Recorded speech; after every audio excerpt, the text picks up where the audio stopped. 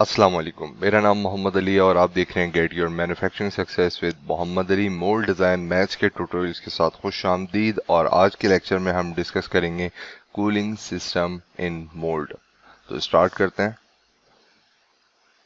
Injection mould cooling serve to eliminate the heat of the mould quickly and uniformly. Cooling system हम जो भी design करेंगे अपने mould के लिए, उसका मेन काम यह है कि जो हीट है इसको एलिमिनेट करना है जल्दी से और एक साथ। यानी ओवरऑल पार्ट पे ऐसा नहीं होना चाहिए कि कहीं पार्ट का कुछ हिस्सा जो है वो जल्दी कूल डाउन हो रहा है और कुछ हिस्सा जो है वो थोड़ा देर से कूल डाउन हो रहा है। यानी उसके अंदर यूनिफॉर्मिटी होनी चाहिए। Fast cooling is necessary to obtain economical product and uniform cooling is required for product quality. Fast cooling से होगा क्या कि आपका ओवरऑल साइकिल टाइम रिड्यूस हो जाएगा। किसी वीडियो के अंदर मैं ये डिस्कस करूंगा कि ओवरऑल आपका प्रोडक्ट बनने का जो साइकिल टाइम है वो कितने हिस्से में डिवाइड होता है। तो उसमें एक हिस्सा जो है वो कूलिंग का भी है। तो जब कूलिंग आपकी तेज़ी से होगी तो ओवरऑल आपका साइकिल टाइम शॉर्ट हो जाएगा और आप ज़्यादा प्रोडक्ट प्रोड्यूस करेंगे। और इससे होगा क्या कि अगर यूनिफॉर्मली आपका पार्ट कूल डाउन हो रहा है तो ओवरऑल पार्ट की क्वालिटी पे उसका बहुत अच्छा इम्पैक्ट आएगा। Adequate mould temperature control is essential for consistent moulding. अगर आपने कूलिंग लाइन बहुत लॉजिकल डिज़ाइन की है तो उससे होगा ये कि आपका पार्ट जब एक स्पेसिफिक टाइम पीरियड के अंदर कूल डाउन हो जाएगा तो उससे आपकी प्रोडक्शन के अंदर कंसिस्टेंसी आएगी। यानी आपको पता होगा कि एक साइकिल टाइम लेट सपोज जो है वो 12 सेकंड का है और 12 सेकंड के बाद नेक्स्ट 12 सेकंड जो है वो उसमें सेकंड प्रोडक्ट प्रोड्यूस हो जाएगी। और अगर ये टाइम वेरी कर रहा होगा तो होगा क्या कि आपकी क्वालिटी और कंटिन्यूटी पर जो है वो इसका इम्पेक्ट आएगा। The layout of the cooling channel plays an important role in the injection molding quality as well as the production cycle cost of the product. यहाँ पर आपके पास कुछ पिक्चर्स नज़र आ रही हैं। ये एनालिसिस हुई हुई है सॉफ्टवेयर के ऊपर। नॉर्मली हम जब प्रोडक्ट का मोल्ड डिज़ाइन करते हैं तो वहाँ पे मोल्ड फ्लो एनालिसिस के ऑप्शन होते हैं। तमाम कैड कैम सॉफ्टवेयर्स में अवेलेबल हैं, क्रियो में, सॉलिड वर्क में, एनएक्स में, कैटिया में। तो आप बेसिकली उसको उस एनालिसिस को जो है वो यूज़ करें। वो आपको एग्जैक्टली बताएगा कि जो भी आपने मोल्ड का डिज़ाइन रखा है, जो रनर का डिज़ाइन है या जो पार्ट की ज्योमेट्रिकल फीचर है, उसके हिसाब से कौन सा हिस्सा जो है वो पहले कूल डाउन हो रहा है, कौन सा हिस्सा बाद में कूल डाउन हो रहा है। तो वो जब रेफरेंस आपके पास होगा तो आपको जो कूलिंग चैनल्स हैं, जैसे आप यहाँ पे देख रहे हैं कि ये कंपोनेंट है और यहाँ पे जो ग्रे कलर की ये पाइपिंग नज़र आ रही है, ये बेसिकली कूलिंग चैनल्स हैं और इसके अंदर से जो है वो इन और आउट का पाथ डिफाइन किया जाता है, जहाँ से जो है वो पानी या इथिलीन ग्लाइकोल जो है एक सोल्यूशन है, इंडस्ट्रियल सोल्यूशन है, कंपाउंड वो यूज़ किया जाता है पार्ट को ठंडा रखने के लिए। ठीक है, तो अब अगर आपकी कूलिंग सही डिज़ाइन नहीं हुई होगी, मोल्ड आपने बहुत अच्छा डिज़ाइन कर दिया है और ओवरऑल जो है वो मशीनिंग भी आपने बहुत लॉजिकल की है, लेकिन अगर कूलिंग जो है वो आपकी इतनी एफिशिएंट नहीं है तो ओवरऑल प्रोडक्शन के दौरान काफ़ी प्रॉब्लम्स आएंगी। पार्ट की क्वालिटी जो है वो उसके अंदर भी कंसिस्टेंसी नहीं होगी और जो आपका प्रोडक्शन टाइम होगा वो भी कंसिस्टेंट नहीं होगा, जो कि एक बहुत बैड इम्पैक्ट क्रिएट करेगा ओवरऑल प्रोडक्शन पर। कुछ गाइडलाइंस हैं जिनको आपने फॉलो करना है जब भी आप कूलिंग चैनल बनाएं। तो यहाँ पर पहला पॉइंट आ रहा है, all cooling channel within the mould need to be enclose approximately to the thickest part of what is being form. In short, let suppose ये आपका पार्ट है। अब जाहिर सी बात है, एक कैविटी साइड होगी, एक कोर साइड होगी, एक मूवेबल हाफ होगा, एक फिक्स हाफ होगा। तो आपने करना ये है कि जो आपके पार्ट की geometrical feature core cavity insert के ऊपर मशीनिंग होके बनी हुई है, उससे आपने अपने कूलिंग चैनल्स को जो है वो क्लोजेस्ट रखना है एज मच एज पॉसिबल। ठीक है, कुछ चीज़ों का आपने देखना है कि लेट सपोज अगर इजेक्टर पिनें चल रही हैं तो उन चीज़ों का आपने ख्याल करना है, यानी कोई फर्दर डिज़ाइन फीचर डिस्टर्ब ना हो। और जितना पॉसिबल हो सकता है आप अपने कूलिंग चैनल्स को जो है वो अपने कैविटी की वॉल्स या कोर की जो आउटर वॉल्स है उसके करीब तरीन जो है वो बनाएं। If the cooling channels in the mold are larger than 8 millimeter, they should stay the same diameter continuously through the mold. In short अगर आपने एक किसी भी diameter let suppose 8 mm 6 mm का डायमीटर बनाया ओवरऑल कूलिंग चैनल में, तो आपने करना ये है कि आपने तमाम जितने भी चैनल्स ड्रिल करके मिलिंग करके बनाए हैं अगर कन्वेंशनल मेथड से, तो सबके डायमीटर सेम होने चाहिए। ऐसे नहीं कि कुछ जगहों पे जो है वो आप 6 mm का डायमीटर यूज़ कर रहे हैं और कुछ जगहों पे आप 8 mm या 10 mm का डायमीटर यूज़ कर रहे हैं। Rather than have one large cooling channel internal to the mold, it is better to add multiple smaller channels to evenly distribute cooling fluid. आपने करना यह है कि एक या दो बड़े कूलिंग चैनल बनाने से बेहतर है कि आप छोटे डायमीटर के मल्टीपल यानी ज़्यादा चैनल बनाएं, वो ज़्यादा इफेक्टिव रहता है पार्ट को ओवरऑल कूल डाउन करने के लिए। तो ऐसा नहीं करना कि आपने लेट सपोज ये अगर पार्ट है तो एक आपने कैविटी के अंदर यहाँ पे कूलिंग बना ली, एक बॉटम पे बना ली, एक इधर बना ली। नहीं, आप इस वॉल के पैरेलल जो है वो 3-4 कूलिंग चैनल बनाएं, बॉटम पे भी आप ज़्यादा बनाएं, भले से डायमीटर आप उसका छोटा कर लें लेकिन नंबर ऑफ क्वांटिटी ज़्यादा होनी चाहिए और वो ओवरऑल आपके पार्ट के पेरिफेरी को, पार्ट की ज्योमेट्री को कवर करें। When designing the mold, use a conductive material to improve cooling effectiveness. आपने conductive material यूज़ करना है और जैसे कि इस सीरीज ऑफ लेक्चर में जो फर्स्ट लेक्चर था जिसमें मैंने क्लासिफिकेशन ऑफ मोल्ड बताई थी, तो वहाँ पर जो आपका पहली कैटेगरी का जो फर्स्ट कैटेगरी का जो मोल्ड था जिसकी प्रोडक्शन मोर देन मिलियन होती है, उसके लिए रेकमेंडेड ये होता है कि उसके अंदर आप लाजमी कूलिंग चैनल में नॉन क्रोजिव या नॉन रेजिस्टेंस उसके अंदर होनी चाहिए। क्रोजिव रेजिस्टेंस मटेरियल आप यूज़ करें ताकि जब उसके अंदर कूलिंग हो तो पानी की वजह से या मिथाइल जैसे ग्लाइकोल मटेरियल हमने ऊपर डिस्कस किया था वो अगर चल रहा है तो रस्टिंग ना हो। रस्टिंग की वजह से होगा ये कि इंटरनली अगर लेट सपोज आपका डायमीटर 10 mm और रस्टिंग होने के बाद वो डायमीटर शॉर्ट हो जाएगा, ओवरऑल आपकी जो जिसे कहना चाहिए कि कूलिंग ट्रांसफॉर्मेशन पे जो है वो उसका डायरेक्ट इम्पैक्ट पड़ेगा।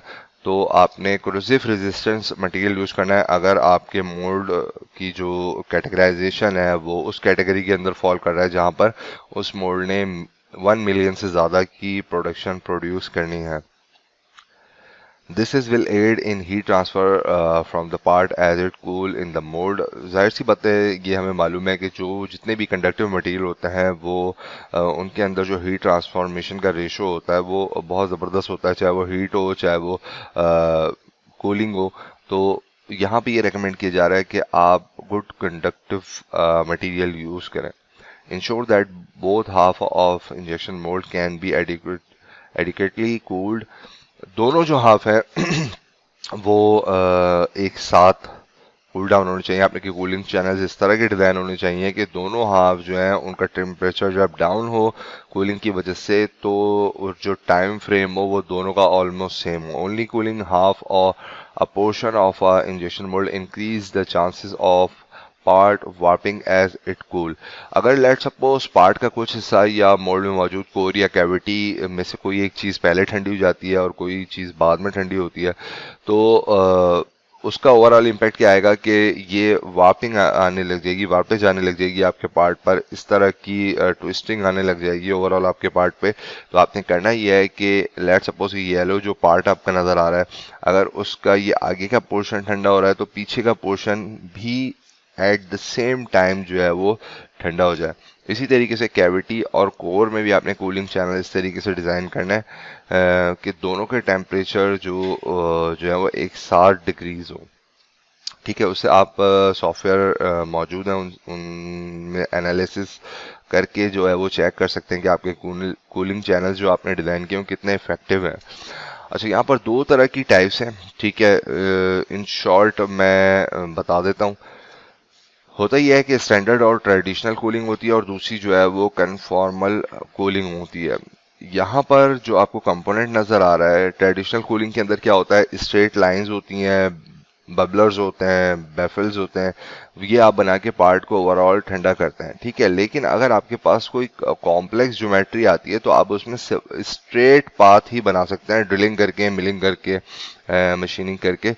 अगर आपके कंपोनेंट इस तरह का है, कॉम्प्लेक्स ज्योमेट्री है, तो आपने कन्फॉर्मल कूलिंग मेथड यूज करना होता है, जिसमें आप देख सकते हैं कि यहाँ पे कूलिंग जो है वो ओवरऑल आपके सिलेंड्रिकल पार्ट को जो है वो कवर कर रही है, और ना सिर्फ कवर कर रही है बल्कि बिल्कुल जो कूलिंग की जो जिसे कहना चाहिए कूलिंग का जो डिज़ाइन है, जो फॉर्मेटिंग है, जो इसकी लेआउट है, वो बिल्कुल पार्ट के अकॉर्डिंग है। ठीक है, तो कन्फॉर्मल जो है वो काफ़ी डिफ़िकल्ट है, इसके अंदर आपको पूरा पाइपिंग सिस्टम बनाना पड़ता है, और बहुत सारी कंपनीज ऐसी हैं इंटरनेशनली जो आपको कन्फॉर्मल कूलिंग के हवाले से कस्टमाइज सोल्यूशन देती हैं। ठीक है, तो ये दो हैं नॉर्मली जो है वो कंपनीज जो मोल्ड बनाती हैं, जो बहुत ज़्यादा कॉम्प्लेक्स ज्योमेट्री नहीं होते हैं, उनके लिए सिंपल ड्रिलिंग करके कोर कैविटी इंसर्ट के अंदर या कोर कैविटी प्लेट के अंदर स्ट्रेट पाथ्स बना दिए जाते हैं। अगर इस तरह की चीज़ है तो इसको आप मशीनिंग करके कोर कैविटी इंसर्ट के अंदर नहीं बना सकते। ये पूरा पाइपिंग सिस्टम आपने डिज़ाइन करना होगा, देन इसको आप मैन्युफैक्चर करवाएंगे। अब इसकी प्लेसमेंट जो है वो आपके मोल्ड के अंदर किस तरीके से करनी है, ये एक इम्पॉर्टेंट चीज़ है। ठीक है, तो ये है तो मैन्युफैक्चरिंग के एस्पेक्ट से थोड़ा डिफिकल्ट, लेकिन ये बहुत ज़्यादा इफेक्टिव होता है। और मैंने जैसे आपको स्टार्टिंग में बताया कि जितनी जल्दी और इफेक्टिवली आपका पार्ट कूल डाउन होगा, उतनी ही पार्ट की क्वालिटी भी कंसिस्टेंट होगी और प्रोडक्शन का टाइम पीरियड भी कंसिस्टेंट होगा। लास्ट में आ जाते हैं यहाँ पे एक फार्मूला है जिससे आप मैन्युअली कैलकुलेट कर सकते हैं। थोड़ा सा लेंदी है ये, लेकिन बेटर ये है कि आप सॉफ्टवेयर की मदद लें, और सॉफ्टवेयर के थ्रू जो है वो जब आप एनालिसिस करते हैं तो सॉफ्टवेयर आपको कैलकुलेट करके बता देता है कि इस कंपोनेंट के लिए, चाहे वो सिंगल कैविटी है, टू कैविटी है या मल्टी कैविटी मोल्ड है, इसके लिए कूलिंग टाइम कितना रिक्वायर्ड होगा। ठीक है, जिससे आप ओवरऑल पार्ट का साइकिल टाइम कैलकुलेट कर सकते हैं। ठीक है, यहाँ पे मैं थोड़ा सा इसको एक्सप्लेन कर देता हूँ। यहाँ पे TLA पहले स्टार्टिंग में हम देख लेते हैं। The cooling time TLA required until the average temperature of the moulded product become 50 degree centigrade is calculated using the following equation. ठीक है, अब यहाँ पर इस फार्मूले के अंदर जो भी चीज़ें यूज हो रही हैं, मैं उसको थोड़ा सा आपको डिफाइन कर देता हूँ। TLA बेसिकली कूलिंग टाइम है, जो कि सेकंड में। एस जो है यहाँ पर एस स्क्वायर जो हम लेंगे, ये बेसिकली आपके कंपोनेंट की वॉल थिकनेस है। ठीक है, और पाई की वैल्यू कांस्टेंट है, पाई स्क्वायर है। ए जो है ये यहाँ पर heat diffusion rate of plastic है। ठीक है, ये आप नेट से देख सकते हैं।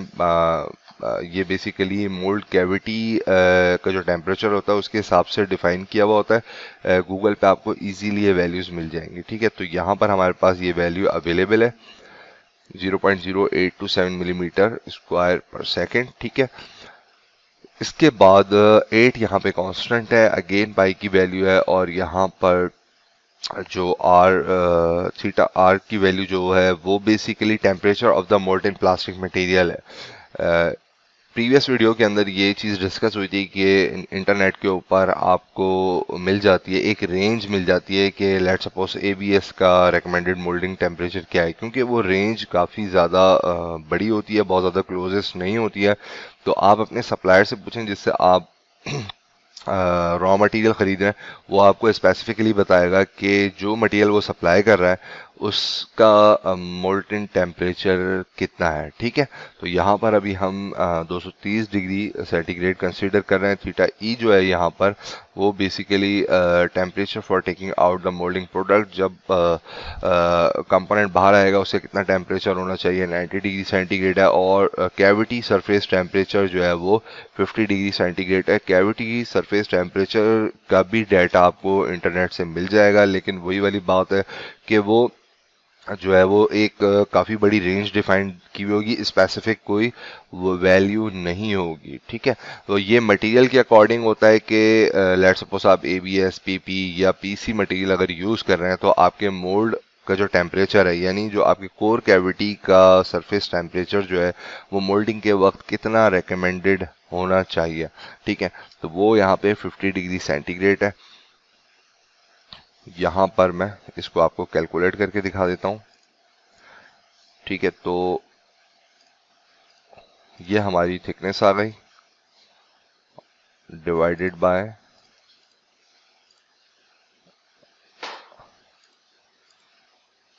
पाई स्क्वायर मल्टीप्लाई बाय यहाँ पर हमारे पास जो हीट डिफ्यूजन रेट था प्लास्टिक का,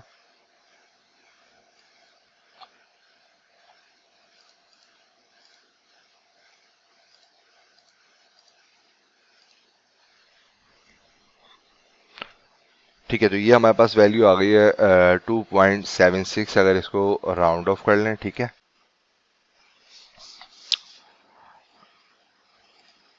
अच्छा, इसका सेकंड पोर्शन हम देख लेते हैं यहाँ पर सॉल्व करके, ठीक है। तो 8 डिवाइडेड बाय पाई की वैल्यू, इसका स्क्वायर आ गया, मल्टीप्लाई बाय 230 हमारा मोल्टेन मटेरियल का टेम्परेचर था, इसमें माइनस कर देंगे कैविटी का surface temperature divided by product का इजेक्शन के टाइम टेम्परेचर माइनस कैविटी का सरफेस टेम्परेचर, ठीक है। तो ये हमारे पास वैल्यू हो गई 3.651, इसका इन्वर्स ले लेंगे तो ये जाएगा 1.29। इसको हम मल्टीप्लाई कर देंगे, जो हमने यहाँ पे सॉल्व किया था 2.7, तो ये हमारे पास 3.5 सेकंड आ गया, जो कि इस एग्जाम्पल के थ्रू जो है हमने निकाला है, ठीक है, जो कूलिंग टाइम हमारा बन रहा है। तो इस फार्मूले का यूज करके भी आप जो है वो अपनी प्रोडक्ट का जो है वो कूलिंग टाइम कैलकुलेट कर सकते हैं, लेकिन मैं रिकमेंड करूंगा कि आप सॉफ्टवेयर की मदद लें। सॉफ्टवेयर आपको ज़्यादा एक्यूरेट और एफिशिएंट रिजल्ट बताएगा। तो इस वीडियो को यहीं तक रखते हैं, नेक्स्ट वीडियो में इंशाल्लाह आपसे मुलाकात होगी। अपना बहुत ज़्यादा ख्याल रखिए और कनेक्ट रहिए मेरे साथ। अस्सलाम वालेकुम।